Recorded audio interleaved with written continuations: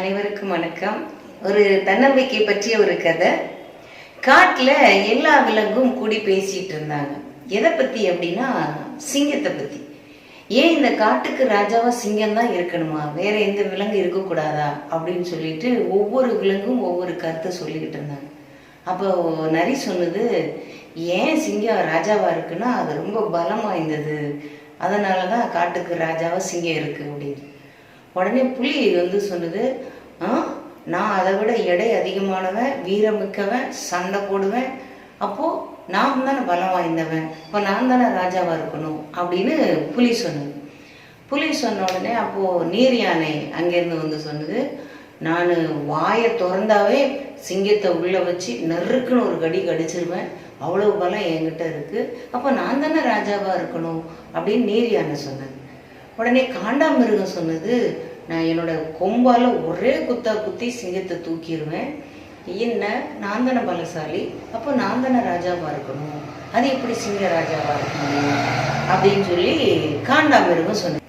அடுத்ததா யானை வந்தது. யானை சொன்னது, நான் தான் உடல் அளவுலையும் பலம், துதிக்கையால ஓங்கி அடிச்சேன்னா சிங்கம் சாத்து நொறுங்கி போயிடும், அதனால நான் தானே பலசாலியா இருக்க முடியும், அப்போ நான் தானே ராஜாவா இருக்க முடியும் யானை சொன்னது. சரி, போதா குறைக்கு தண்ணிக்குள்ள இருக்க முதல்ல சொன்னது, தண்ணிக்குள்ள மட்டும் சிங்கம் மாட்டுச்சுன்னா என் பல்லில் அகப்பட்ட அதை நான் விடுவேனா, அப்போ நான் தானே பலசாலி அப்படின்னு ஒவ்வொன்றும் அதோடைய பலத்தை பற்றி சொல்லி நான் ராஜாவா இருக்க முடியும், நான் தானே எனக்கு அந்த தகுதி இருக்குன்னு சொல்லிக்கிட்டே இருந்தது. அப்போது குரங்கு வந்துச்சு. குரங்கு சொன்னது, ராஜாவா இருக்கிறதுக்கு பலம் மட்டும் இல்லை, சிங்கத்திட்ட வீரமும் இருக்கு, அதனாலதான் அது எதுக்கும் பயப்படாது, அதனாலதான் அது ராஜாவா இருக்கு அப்படின்னு.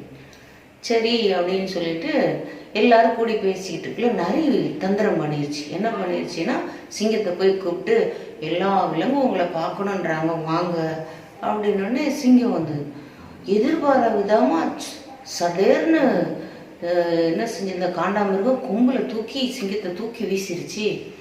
வீசின உடனே புலி அது மேல பாஞ்சி உடனே சண்டையிட ஆரம்பிச்சிட்டு அதுலேருந்து தப்பிச்சோடனே நீர் யானை அதை முழுங்க பார்த்துச்சு, 100 அளவுல தப்பிச்சுக்கிடுச்சு.